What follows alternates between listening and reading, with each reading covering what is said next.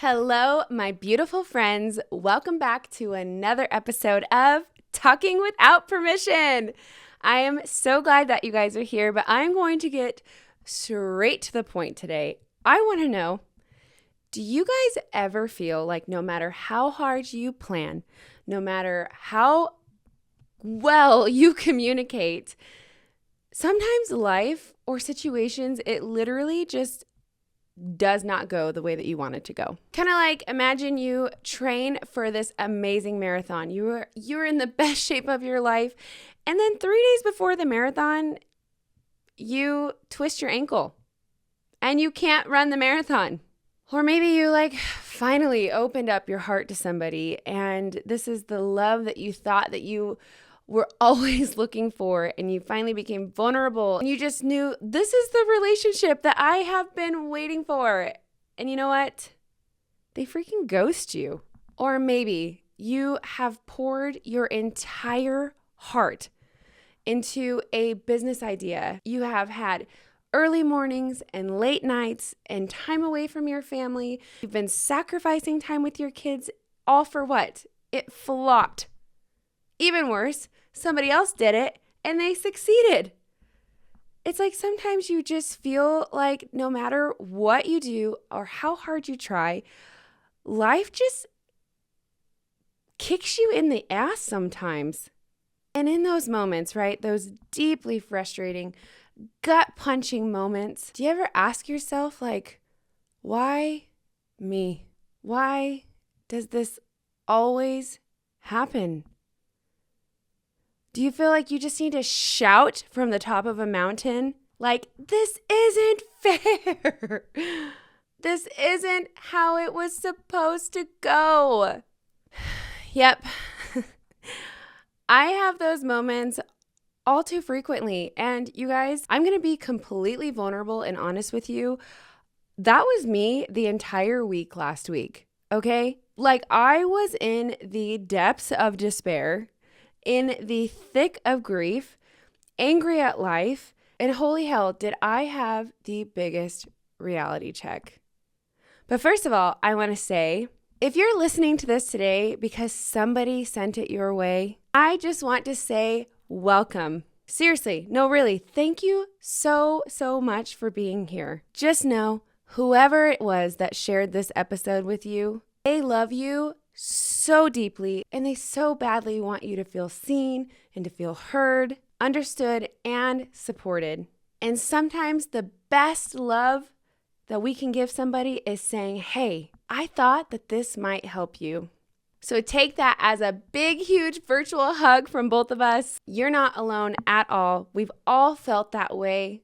We are all in this together. And right now, you are exactly where you need to be.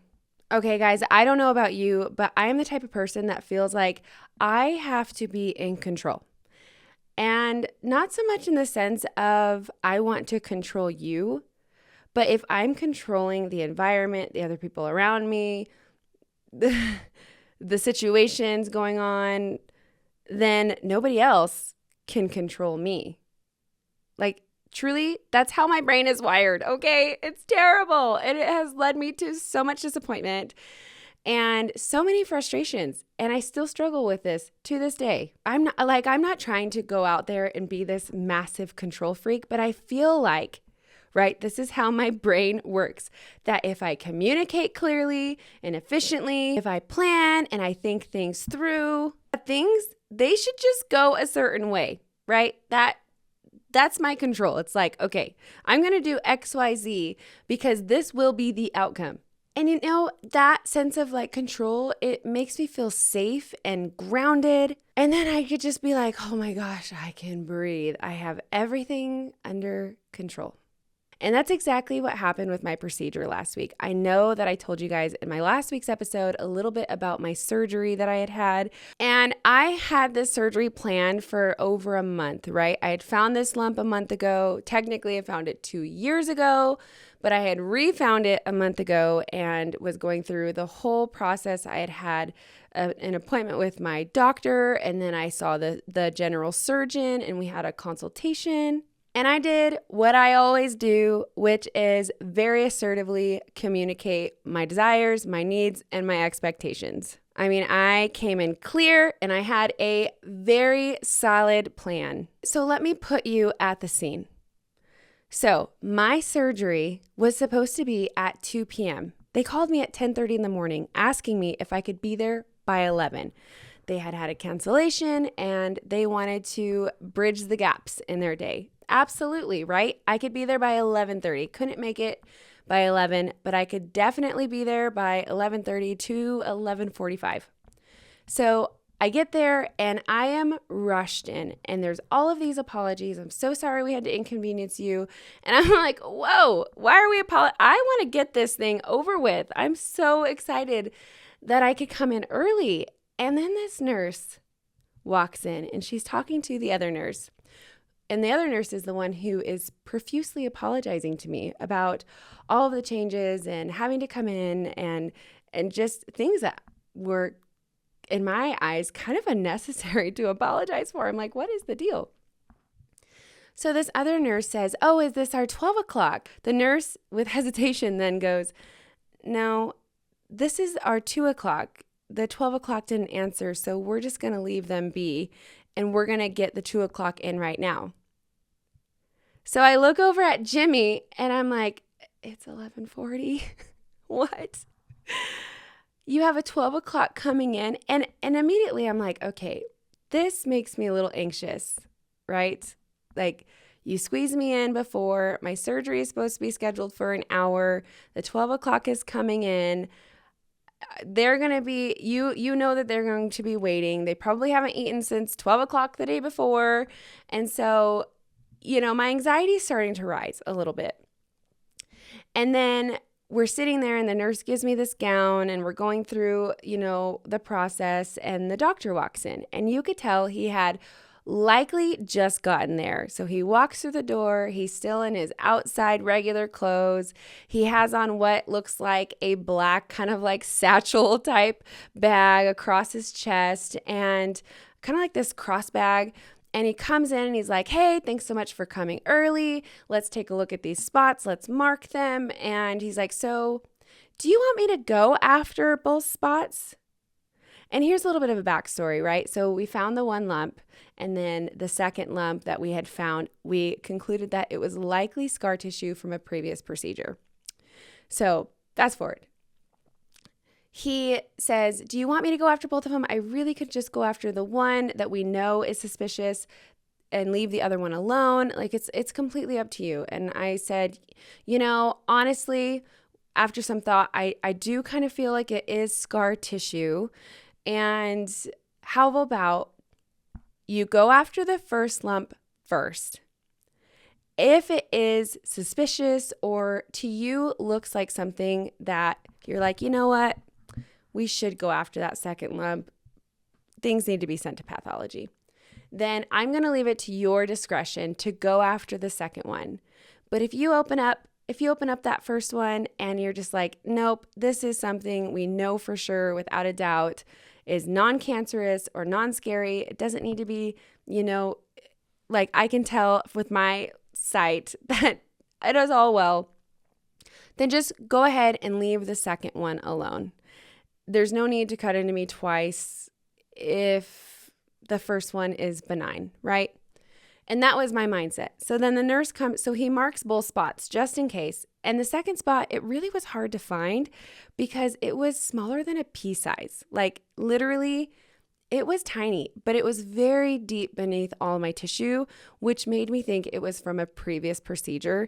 Whereas the main lump that we had concerns for was kind of surface level, even though it was like fixed in place. It wasn't as deep as this second lump. So I go under anesthesia, I wake up, and I vaguely remember the doctor talking to Jimmy and I, and he's like, you know what? All went great. The first lump, it was a lipoma. The second lump, it was scar tissue. And if you don't know what a lipoma is, it's a fatty tumor that is benign. They call it a tumor. It's like a mass. It really doesn't sound pretty. It's probably not very pretty, but it's non-cancerous. And that was like music to my ears. I'm telling you guys, I was in distress for so many weeks over this lump, not knowing what it was. But the second one, being scar tissue, I just was like, wait a minute, wait, what? And I didn't have clarity or even was coherent enough to kind of like process all of that information. But I remember feeling immediately disappointed. Like, wait, what? You strayed from the plan? You went after the second lump when the first one, you could tell without a shadow of a doubt, was benign? So you cut into me for no reason? Like, deep down, I just had this sinking feeling of disappointment. So then I got home and I immediately went to my mirror and I lifted my shirt up and turned around to see not the 1-inch scars that I was told I would be getting, but 3-inch incisions on both spots. Okay?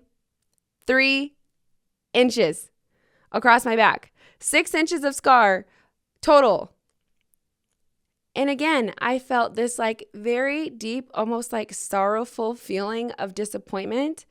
And I couldn't really place it because I still was very groggy, and whatever they gave me before I woke up, like literally was the best and lasted like 24 hours. And here's the kicker, you guys. I know this sounds probably so minor and totally a first world problem. I was devastated about being cut open 3 inches wide. Number one, I keloid when I scar, meaning healing for me looks like could be lifelong pain and inflammation and bubbling scars. So I started spiraling, and not only because of like the appearance and the fact that I keloid, but I was in excruciating pain. Okay. And I was taking care of my 11th month old, my 9-year-old, and my 6-year-old. And I couldn't take any pain medicine, and none of the pain, get this, none of the pain was coming from the side that the lipoma was on. All of the pain was coming from the side that he dug out the scar tissue. And in my head, I'm like, I'm in excruciating pain. You gave me a 3-inch scar for scar tissue that was the size of a pea, and who knows how much scar tissue is going to be embedded under my skin now, under that 3-inch scar, all for a pea size. Like, guys, I was spiraling, okay? I couldn't sleep. I was in so much pain. I couldn't walk. Whenever I would like move one leg, like, you know, when you're walking and one leg goes in front of the other leg, whenever I would move that leg in front of my other leg, my back would stretch out, and that part was so swollen that it would feel like my incision was ripping apart. Remember, not on the side my lipoma was on, but the side where the scar tissue was dug out. I couldn't sit down for long periods. Like recording last week's episode, I stood up and was in so much pain just from sitting for, what did I record for? 18 minutes? It was terrible. And so not only was I in so much pain, I felt at that point violated because you strayed from our plan and I had no control, right? I felt like, oh my gosh, I was like, I had zero control over my body, right? I felt like you didn't hear me. Then I started running all of these scenarios through my head, like, well, you guys rushed me in, and did you not listen because you were in a rush to get that 12 o'clock under anesthesia? You know, like, what was it that you didn't hear me? I told you, I told the nurses, and the nurses told you. The last thing I remember under anesthesia was the nurse telling you, remember, she wants you to go after the lipoma. And if the lipoma is benign, I didn't know it was a lipoma at that point, but that's what I'm calling it. And if that lipoma was benign, then do not go after the second lump. So my last thing I heard was reassuring you as the doctor to not cut into me for no reason. And outside of all of that, not only was the scar larger than the scar tissue that was dug out, it was parallel exactly where every one of my jeans hit, every pair of leggings that I wear, shorts that I wear, skirts that I wear, my underwear, okay? The top of my underwear hit my scar. And if you have keloided in the past like I have, then you know that keloids they hurt for almost lifelong. Like I had bunion surgery in 2014. There's still some sandals I can't wear because of the way that my scars are on my feet. So not from the surgery itself, but my scarring hurts. So all I could think of, will I ever be able to wear my favorite jeans again? Is it always going to hurt? Am I going to have to put like silicone tape there or Band-Aids there? I mean, I lost it, okay? When I say I lost it, I mean I was not nice to my kids. I isolated myself from my friends. I was very awful to my kid's father. Like I was starting fights for no reason. I was sleeping most of any second that I could get. I mean, I did not want to be touched. I did not want to be needed. But then I had 3 kids that needed me. I had to bend over. I had to keep moving. And I was pissed, okay? I was like ready to walk up into that man's office and be like, what the hell happened? And this surgery happened on Monday, right? This is now Thursday. Thursday, I'm still in excruciating pain. I can't take any pain pills because I'm taking care of my kids. And then it hit me that I can have 2 outcomes here. I could be a victim of a situation I had no control in, or I could change my mindset and make the best of the situation that I am in now. And it hit me hard. Like I had texted my family that we have a family group chat, and I had texted my family group chat and I was like, I need help, you guys. Like I am so angry about this that I'm spiraling, and I need you guys to pray like God to take this from me, take this anger, take this rage, because this is not good. The way that I'm allowing this to like derail my entire day, how I treat my kids, like I have to let this go. And that's when I started reflecting. And I'm like, oh my gosh, I've done this before. What? It hit me. This isn't new behavior for you, Rini. This is how you handle situations that you cannot control. When you think life is going to go this way and it goes this way, this is how you respond. You spiral. And not only do you spiral, you hurt the people around you. You guys, I was just like, this is God.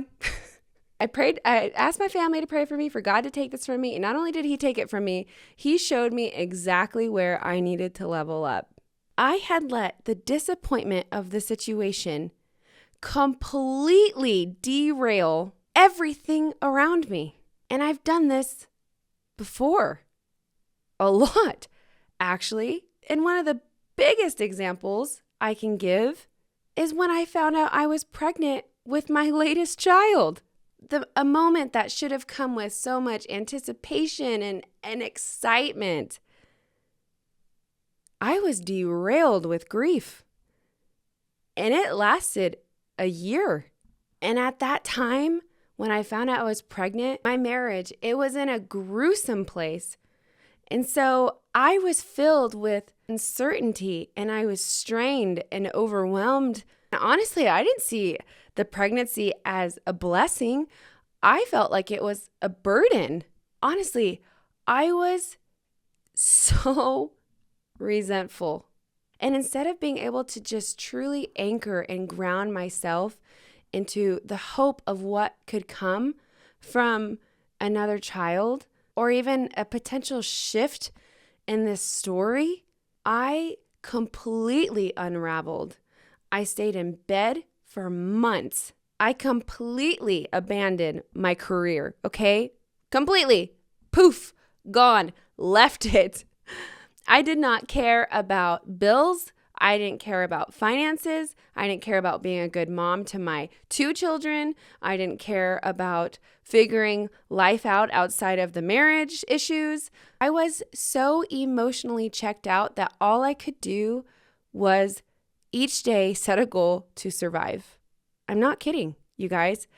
I let what I could not control in a situation that I felt like was so uncertain and so unfair completely derail me. And looking back now, I realize, you guys, it wasn't the pregnancy that broke me.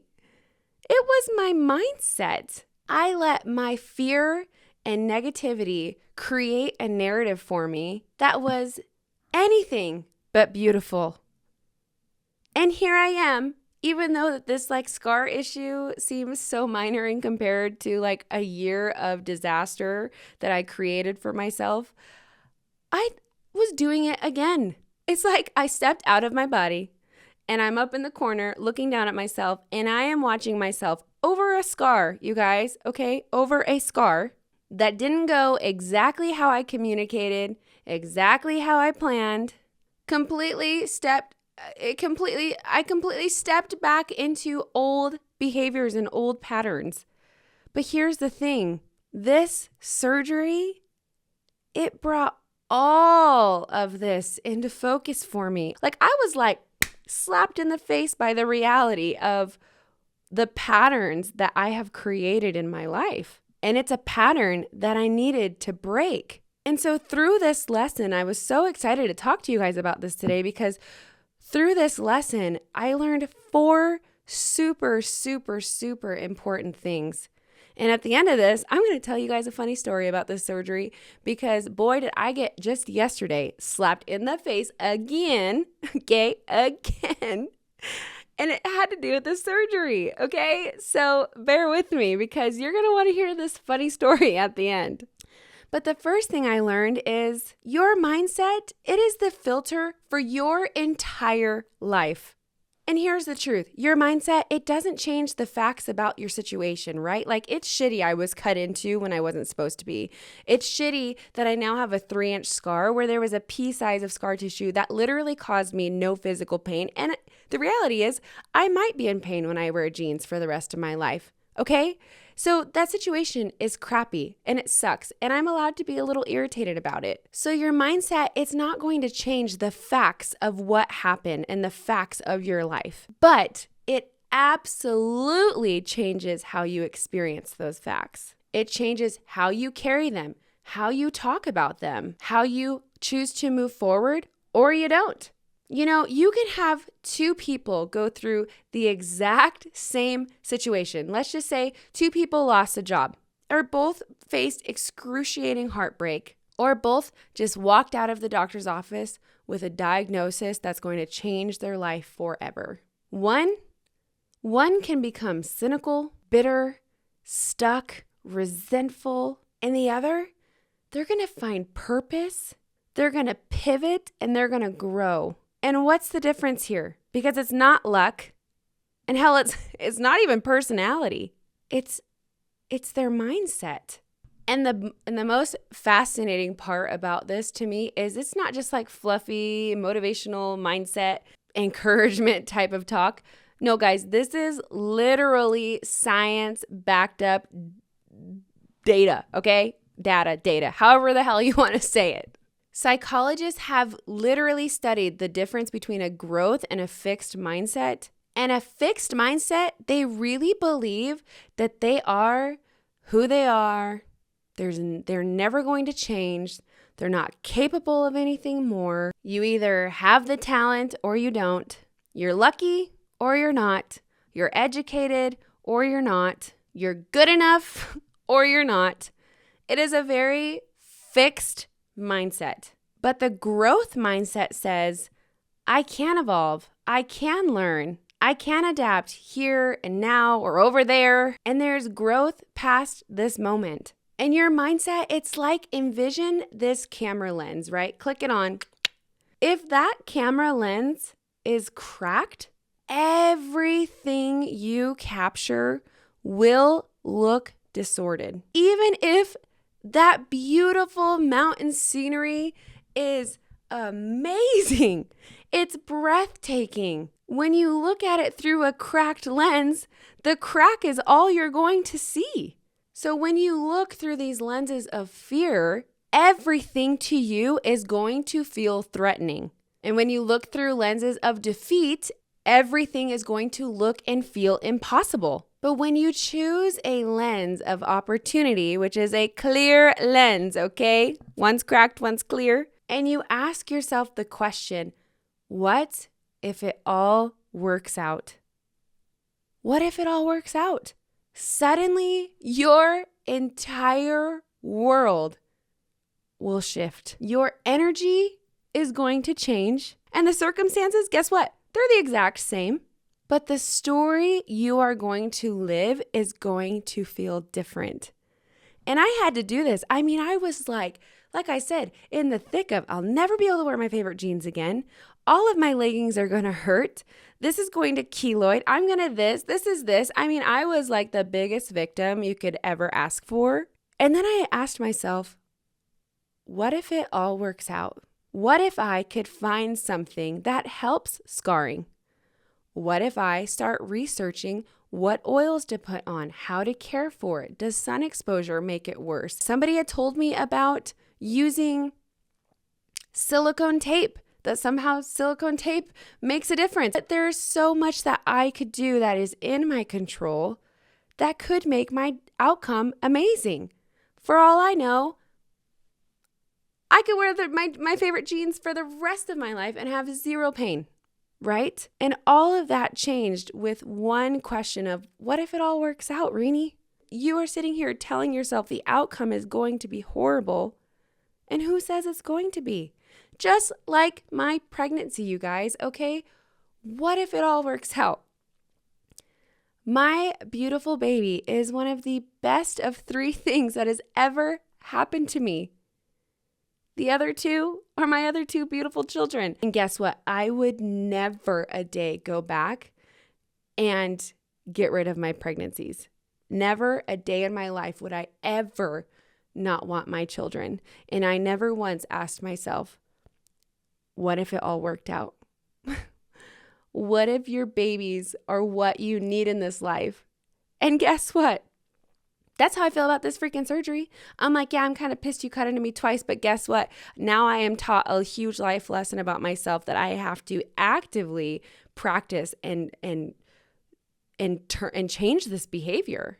Here's another amazing thing that studies have shown about growth mindset is that people are more resilient with a growth mindset. And overall, they experience less depression and less anxiety. Say, what?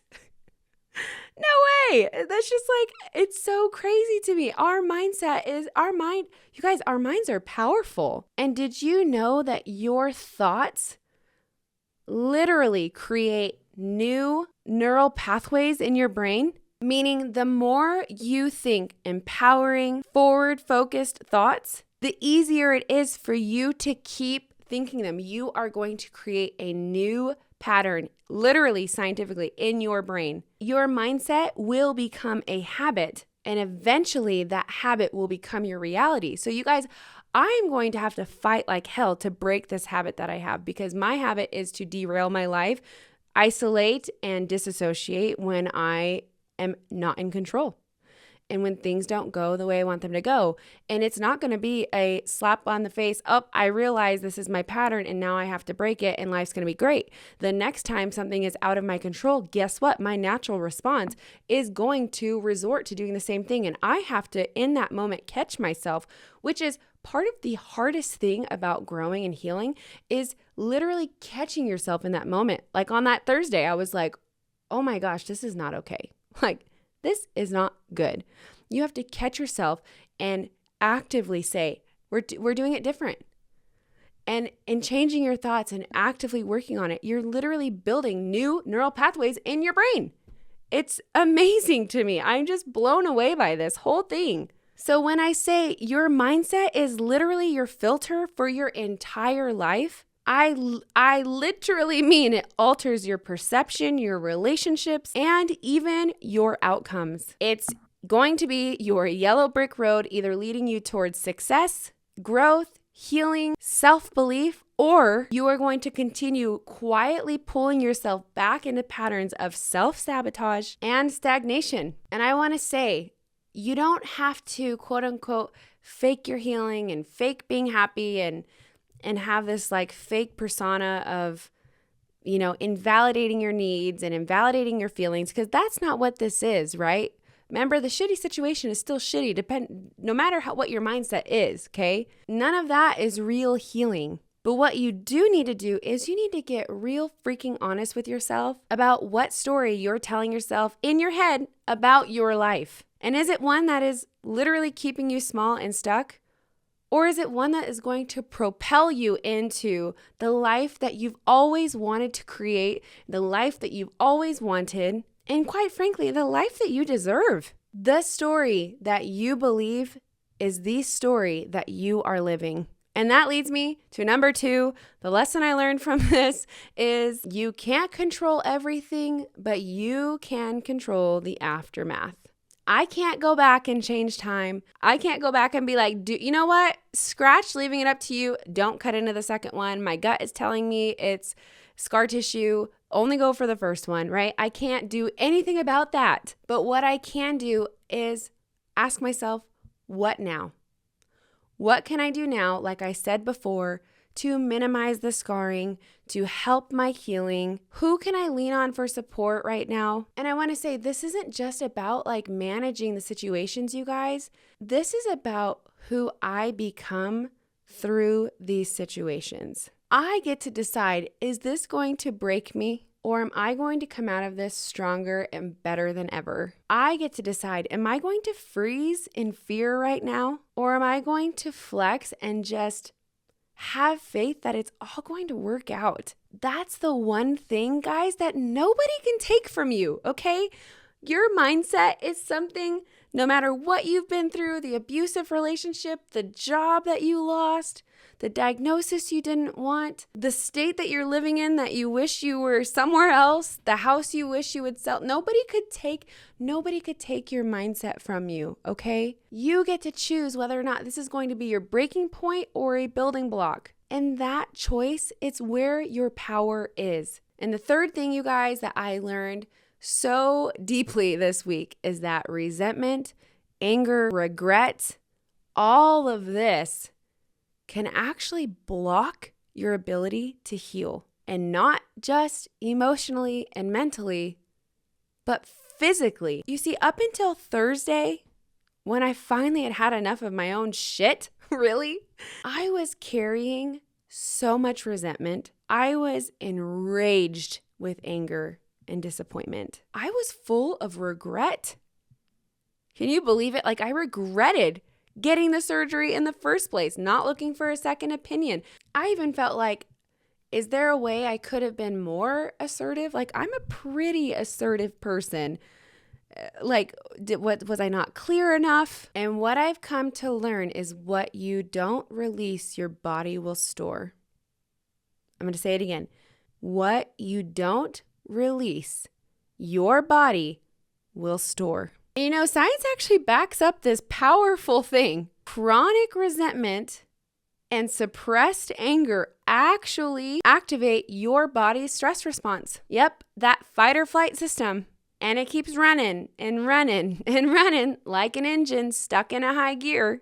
And when that system's activated, your cortisol levels are through the roof. Your inflammation, it rises. Your immune functions, they weaken. And your healing literally slows down. And not only that, your heart rate goes up, your digestion, yep, it slows down. I always wonder why I'm constantly constipated. I think this is why. I'm not kidding. Your nervous system becomes so dysregulated. So you guys, it's not just emotional. Your body begins to physically suffer from what you refuse to release. And for me, the real turning point in my healing, you guys, was Friday morning after I'd asked my family to pray for me and after I had decided, this is it. I'm letting this go. Friday morning, I woke up 80% better. 80% better physically. So here's what I know without a shadow of a doubt is your mindset is one of the most powerful healing tools that you have. It can either be a prison or a path, and the choice is up to you. And the last thing that I learned is you have to start envisioning what you want the outcome to be.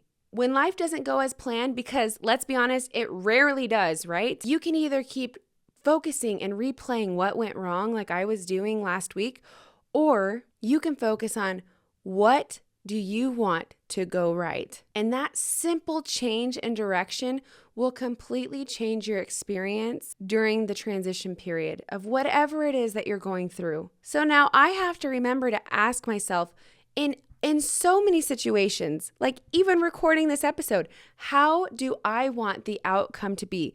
Do I want to feel like what do I want it to be? For me, I want to feel engaged. I want to feel like I had fun.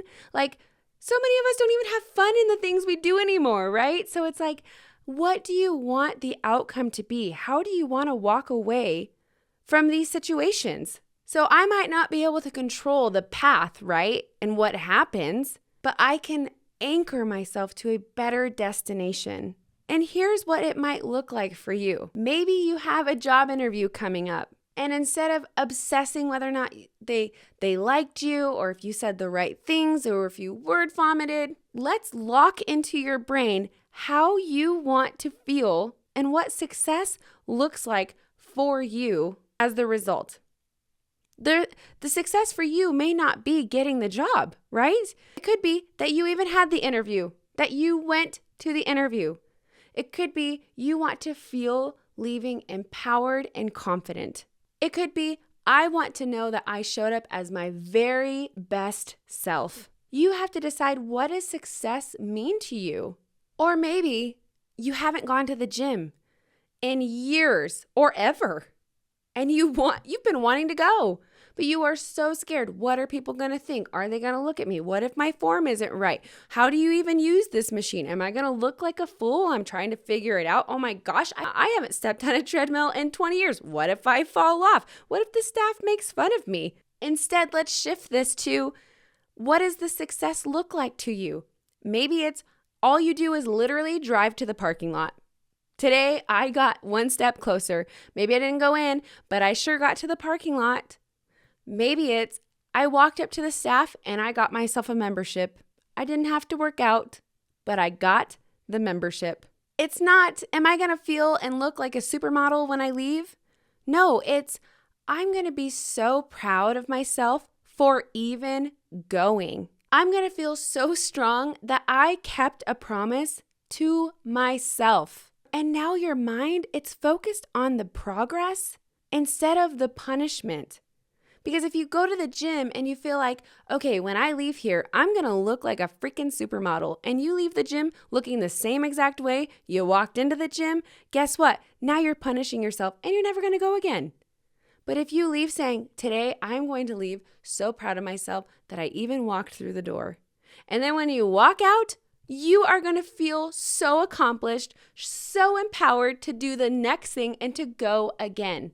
This is how you love yourself. This is how you honor yourself. Or maybe let's say you have a counseling session today. It's one you have been dreading because you guys know you're talking about something super hard and super painful, and you're worried reliving all of this is going to stir up all that anger, all of that resentment, and you're going to leave feeling worse than you came in. You don't want to face these things that you've been pushing off and putting aside. Let's now change the narrative of what that success looks like, okay? Maybe it's, when I leave this session, all I want to feel is lighter. I want to leave feeling like I understand myself a little bit more than before I walked through the doors. And instead of focusing on how hard that session might be or how broken you might look or you might feel, I want you to actually mentally rehearse what you want the outcome to be. And that type of mindset it truly anchors yourself. It truly anchors your mind in something so incredibly powerful, which is intention. And intention, it builds stamina.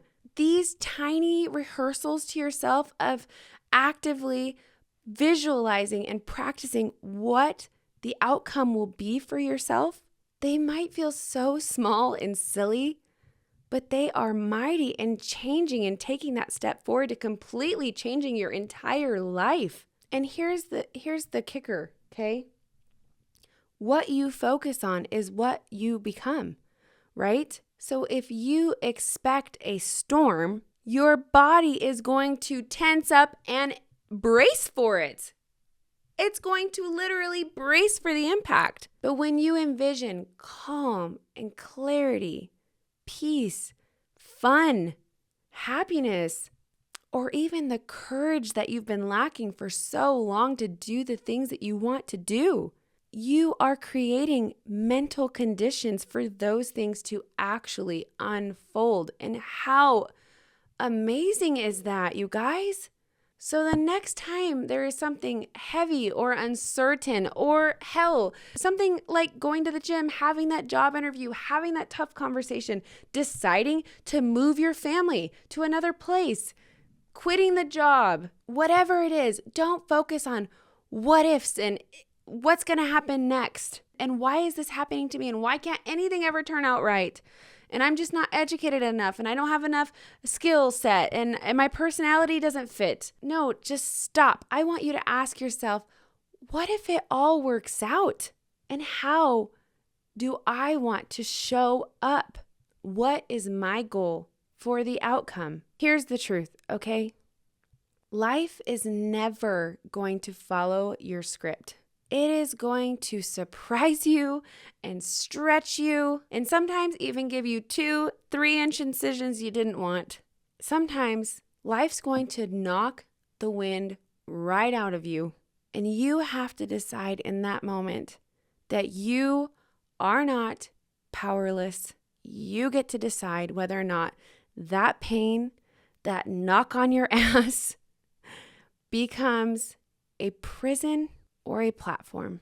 And this whole experience, the surgery, the emotions, the trauma that actually came before the surgery, because my mindset was shit then too. Like, I'm telling you, it put me out thinking that I had some sort of cancerous tumor.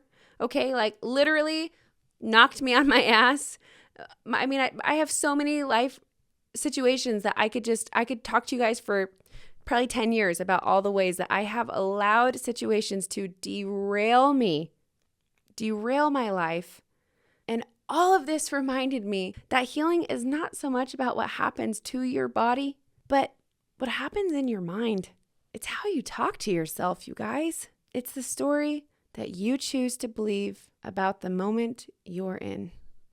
Now, I know you guys have been waiting for the funny story, so here it is. And it is embarrassing. But you know what? What's another vulnerable story? Okay, I had decided Thursday I was letting it go. I was letting go of the anger. Oh my goodness, I felt great Friday. I felt even better Saturday, and Sunday I felt amazing. Still super sore, but you know what? I was letting it go, okay? Then Tuesday comes, and I decide to go back to the gym because I was cleared for the gym at a week. I can't do anything like lower body. I can't stretch my back, but I can do like shoulder presses and bicep curls and triceps and chest and probably a few back workouts, but I have to keep it really, really easy, right? But I was just anxious to get to the gym because that is my outlet, you guys. Like, the gym is my place where I reset. So this is so exciting to me, right? And my friend is going. So I'm like, great, we're going to go together. But remember, I isolated myself last week, right? So I haven't talked to my friend about any of my feelings. So I start venting, okay? I start venting. I'm pissed off again. I'm talking shit about this doctor. I'm talking about, all the things he did wrong, and he probably wasn't listening, and the nurses probably know him better than his wife does. And, that's probably why they reminded him right before I went under. And sure enough, right behind my friend walks my surgeon. I am not kidding, you guys. I wish I had a camera rolling when the shock came over me that I was shit talking my surgeon that was right there. The way my body felt shooketh, you guys, I am not kidding. I looked at my friend and I'm like, he's right there. He's right there. And that was God slapping me in the face saying, don't you remember you let this go? Don't you remember you chose to let go of the resentment, let go of the anger? Hell, you haven't even spoken to him yet to find out why he cut into the second part of your back. You don't even know if he had a good reasons. Your thoughts spiraled into all of these scenarios that probably were the case, which probably aren't the case. Like, we don't even know, right? I haven't even had my follow-up yet. That's not till next week. All of this I had already decided. But here's the kicker, okay? Venting to my friend, I became resentful again. I started feeling angry again, and I just felt it boiling, like, oh man, when I walk up into this office and when I saw him, the slap of reality that hit my face, you guys, I can't even, it's so bad, okay? I felt like I owed that man an apology. I probably do owe that man an apology, okay? I'm just gonna have to tell him, like, I saw you and you saw me, and whether or not you heard me or not in that moment, was I shit talking you? Yes, and I am so sorry. And let this be your 5th aha takeaway moment from this podcast, guys. Venting will make it worse, okay? It's one thing to go to a friend in counsel, to seek out advice, to lean on an emotional support system. I was not doing any of that, okay? I had already decided to let it go. I had already had a great couple days, pain-free, feeling great. No. I was bringing all of that back. And that's not good. So you guys got to remember, venting, it can make it worse. It can keep you stuck.